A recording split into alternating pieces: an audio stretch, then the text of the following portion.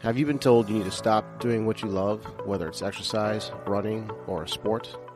Well, here at Dynamic, we don't like that answer. In this podcast, we'll talk to leaders in the health and wellness space from Southwest Florida to get the solutions you need to get you back to doing what you love. Welcome to the Dynamic Naples Podcast. What's going on today? I want to talk about a couple different things. I want to talk about building resilience, and I'm going to talk about how that relates to pain. Now, I first want to give a shout out to two researchers that I've been sort of following that have really stimulated all these thoughts. The first is Dr. Mike T. Nelson. He has a course called Physiologic Flexibility, and I've sort of built a similar course to that, which I'll talk about at the end. But when I talk about the homeostatic regulators, I'm talking about his program. It's a fantastic program. You should check it out if you're into this type of thing. The second person is Lorimer Mosley. He is a physiotherapist in Australia, and he does a lot of research on pain science. So we're going to talk about that as well. So first off, I want to talk about building resilience and what it is and how to go about it. So the short of it is our modern world has become easy. We live in climate-controlled houses. We get into a climate-controlled car, a climate-controlled office or a gym. All right. So over time, this basically makes us fragile.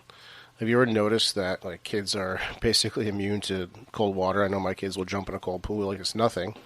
Or have you ever noticed that maybe, say you're from Florida and you go up north to visit some relatives and you get sick because it's winter and you're not used to being that kind of cold weather?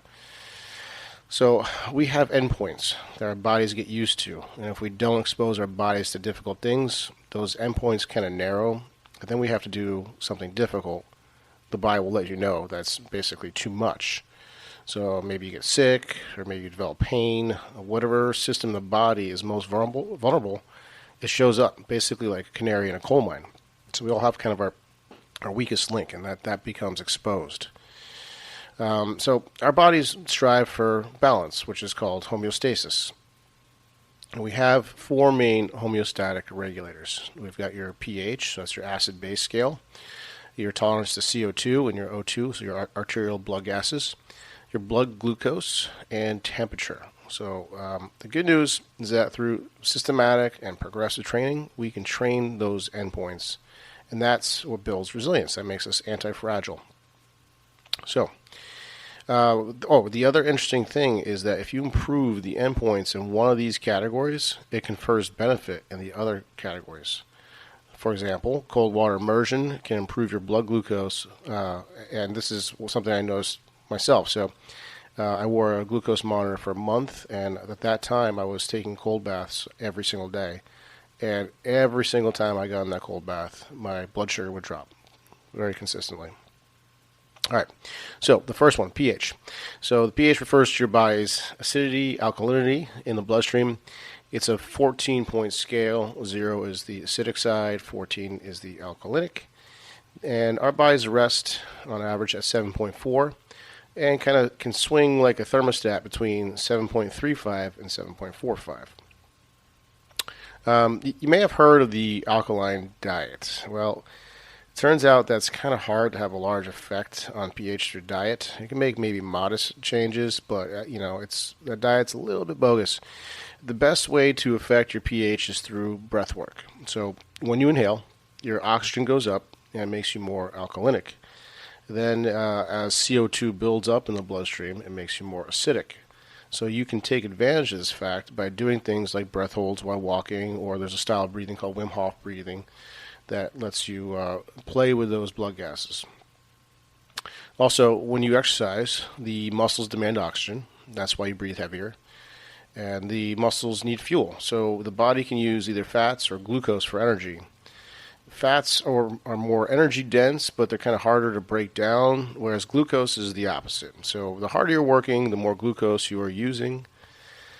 Glucose breaks down to lactate, which is actually the real fuel source, is not lactic acid. So it's lactate, and then it dissociates into hydrogen ions as well. So those hydrogen ions, that's the acid. That's the burn that you feel when you work out.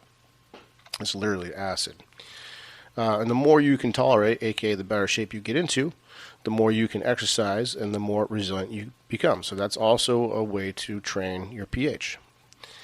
All right, so next up we've got your CO2 tolerance or your arterial blood gases. And this, again, comes down to breath work. There's a lot of overlap between pH and CO2 tolerance. So when CO2 builds up, there are sensors in our bodies that tell us to breathe and clear the CO2. So CO2 is usually described as a waste product, but that's not actually accurate. It's actually all about CO2. The more it builds up, the more it kind of scrubs off the oxygen and pushes the oxygen off the hemoglobin and delivers to the muscle. This is called the Bohr effect. So if you train that, this is what freedivers do. They build up their tolerance to CO2, and they call this the oxygen advantage, because as an athlete, you can train harder and longer. The sensation to breathe is from not lack of oxygen, but the buildup of CO2. And you will breathe way before you get to the point of passing out, unless you're a free diver. Those guys are crazy. Okay. Now, next up, blood sugar, blood glucose regulation. So this is extremely tightly regulated by the body. And in a healthy individual, you have about a teaspoon of sugar in the blood. That's it. Once it goes out of that range by a bit, then you run into some issues. So when glucose is high in the blood, insulin is secreted by the pancreas to deliver the glucose to the muscles and the liver, mostly in the muscles, in the form of glycogen.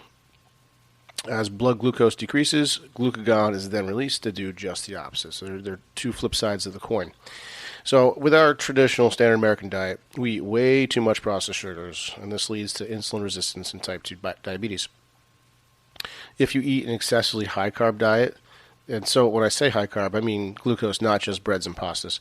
Your system gets adapted to burning glucose for exercise, and burning fats kind of gets down-regulated.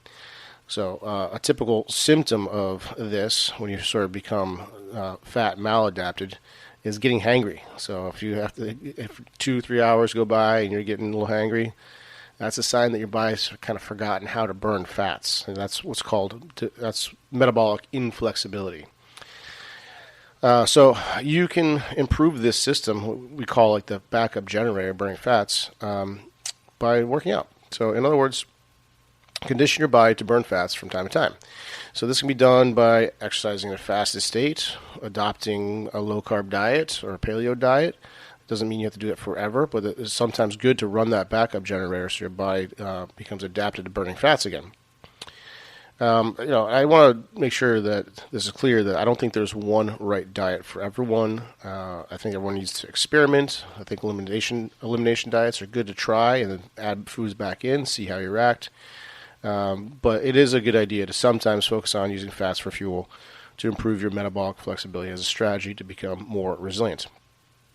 All right, lastly, we have temperature. So as stated earlier, most of us live in a climate-controlled environment. By intentionally seeking out cold and hot environments in a systematic way, we can improve that window of temperature swing that our body will tolerate before breaking down and getting sick.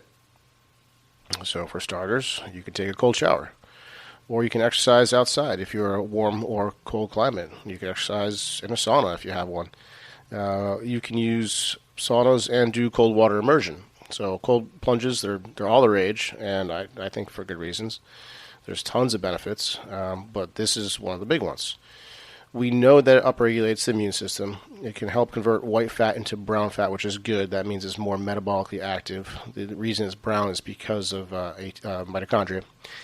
It improves blood glucose, as I mentioned earlier, and it reduces stress big time. Also, this is interesting. Many people with hypothyroidism have poor cold tolerance. So I knew that. I kind of did some research on it, and I found some emerging evidence that says that this may be a two-way street. So in other words, if you improve your tolerance to cold, you might be able to improve your thyroid function. So they did a study on rabbits, so not human studies, nothing yet, but it looks promising. Regardless, temperature is yet another homeostatic regulator that can be modified through graded exposure to make you more resilient. So building resiliency, that's also the same thing as physiologic flexibility. This is the work of Dr. Mike T. Nelson, and I love this approach. Okay, let's take a right-hand turn and start talking about pain. And I'm talking about musculoskeletal pain or neuromuscular skeletal neuromuscular. Actually, that should be a word, neuromusculoskeletal. I just made that up. But that's what most of us do as physical therapists, is deal with this. So what is pain? What pain is a warning from your body that you're doing too much, and it's sending a signal. It's detecting changes somewhere. It could be a metabolic change, a temperature change, some sort of change in a tissue, and it doesn't like it, and it says, hey, I'm going to start paying attention to this area. It becomes vigilant. That's the term we use. It becomes hypersensitive. So this, you could look at it as, and I got this from Dr. Perry Nicholson, pain is a request for change. It's your body saying, let's make a behavior change. So, and I always like to say that pain does not equal injury. Pain precedes injury, right? And what's interesting is oftentimes, if you've already damaged a tissue, especially if it's like completely damaged, you don't really have pain in those instances because pain doesn't really serve a purpose at that point. Maybe surrounding tissues like that might be vulnerable might hurt, but the one that you just fully torn, that doesn't hurt typically. And if you talk to people who've had a leg bitten off by a shark, they said they just feel a thump and that's it. And I've experienced this. Well, I'll tell two stories. So once I was playing street hockey in high school and I slipped on some wet leaves and I fell on a broken piece of glass. I didn't know. I stood up. I didn't feel anything until everyone was going, oh my God, and pointing at my knee because my knee was like torn wide open. The fat pad of my knee was like basically hanging out. I had to go to the hospital, get stitches and everything, but I didn't feel anything at all because the tissue was already torn. So it wasn't like there was anything bad was going to happen to me, or worse, I would say. Another thing is, you may have heard me tell the elevator shaft story. So I once in my 20s was working a construction job and fell down an elevator shaft and broke several bones. I broke my pelvis, one of my vertebrae, and my hand. Now, I'll tell you that I don't remember a lot of pain then, but when I was in the ambulance, and this was in San Francisco, so we were going up and down these big hills, the movement of me being on the gurney was super painful, way more painful than what I had experienced. And the way I kind of think of this is, well, my body was trying to stop me from moving because I had a fractured vertebrae. It did not want me to sever my spinal cord. So there were still some tissues that were really implicated and very vulnerable at the time. So it gave me severe pain. I couldn't move. It was crazy. So that's basically how pain works in a nutshell. But I want to get into sort of like your chronic pain, your overuse type pains. So we're going to brush aside all acute injuries because that's not really what I'm talking about. I'm talking about your typical, I just golfed 9 days in a row and why does my elbow hurt kind of pain. So I see pain or muscles having kind of a similar like endpoints or like a thermostat where they can tolerate too much or too little. In fact, I always say that basically all injuries are overuse. So if you got that golfer that plays 9 days straight and their back starts to bother them, nothing earth-shattering there, their back is just overused. But I also like to say that a weaker muscle gets overused faster, right? So all tissue has its capacity to handle the forces imposed on it, and if you're weaker, you're going to hit that threshold way sooner. That's why at the end of the day, when we're rehabbing somebody, it always boils down to getting them stronger. Yes, get the pain to calm down, restore whatever's missing, some range of motion, maybe causing some compensation. But at the end of the day, building the tissue capacity is the most important thing. Now, a lot of people are, into the ice bath these days and claiming that it reduces inflammation and that's what's causing, their pain to go away. I don't think that's exactly what's going on. Yeah, maybe there's some effect on inflammation, but that seems unlikely to me. There's a problem with the word inflammation as is. Inflammation is not necessarily bad. It is actually stage 1 of healing. Inflammation and swelling are two different things. It's a whole other podcast. But I don't think the point of an ice bath is inflammation. I think it's building your resilience, which has a huge overlap with pain. So just like I was talking about with the cold bath being able to improve your blood sugar regulation, I think there's a transfer effect or a two-way street that happens. When you are able to get into a cold bath, for example, and your instinct is to get out and you're rapid breathing and you tell yourself, hey, it's okay, I can control my breathing, I'm safe in here, you basically kind of conquer your nervous system. And that's what I think happens. There's a mindset shift that occurs. When you're in pain, it's easy to sort of ruminate on it and sort of obsess about it, and that's like a pain augmenter. There was this really cool podcast and story that I heard on, it was Hidden Brain, called Seeking Serenity, with this researcher, Dr. Richard Stevenson, I think his name was, where they looked at yogis. They looked at practitioners that have been doing yoga for about 8 hours a day for 3 years at least. That was the minimum requirement to be in the study. And then they also looked at non-yogis, just sort of standard people. And what they did was apply a painful stimulus to them. All right, they did that first. They passed some hot water over the wrist, which is apparently very painful. So they knew what to expect. And then they said, okay, we're going to play a bell, and there's going to be a 10-second delay. Then we're going to apply the stimulus of pain for 10 seconds, and then it'll be a 10-second ramp down, so no pain for it. So it's a 30-second experiment. And what they did is put electrodes on their heads, and there's an area of the brain, or a series of networks in the brain called the pain matrix. They know how to look for the signature of pain. And what they found was in the non-yogis, when they played the bell, there was an immediate increase in the activity in the pain matrix. Then the pain was applied, and then there was a big bump in pain.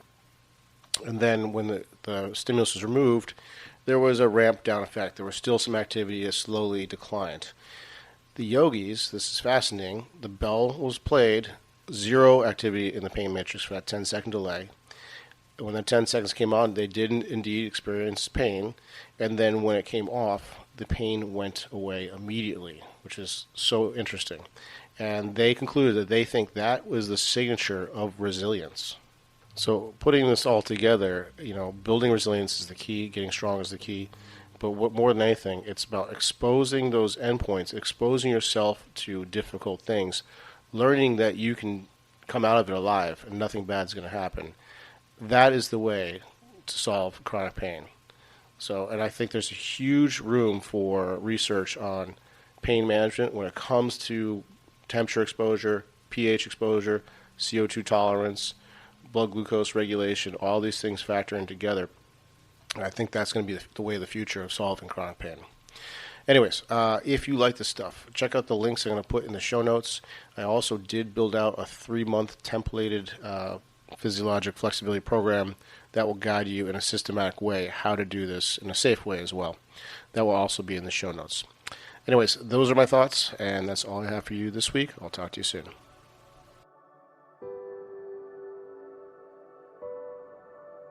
Why guess when you can test? Do you get hangry or crash after a carb-heavy meal? These could be indicators that there is a dysfunction in your blood glucose regulation. If left unchecked, it can lead to irreversible changes. If you catch it quick enough, you can make diet and lifestyle changes that will get your levels where they need to be. 88% of Americans are pre-diabetic and don't know it. Diabetes underpins many of the pathologies we deal with in this country, such as obesity, high blood pressure, heart disease, and stroke. For some reason, it is rarely screened with your physician, and if they do test for blood glucose, it's usually with an A1C or a fasting glucose, which can sometimes give you a false negative. NutriSense is a company that supplies continuous glucose monitors. We've paired with NutriSense to get you real-time data to see how your physiology responds to glucose. The NutriSense app lets you track your daily activity to see how food, sleep, exercise, and stress impact your glucose.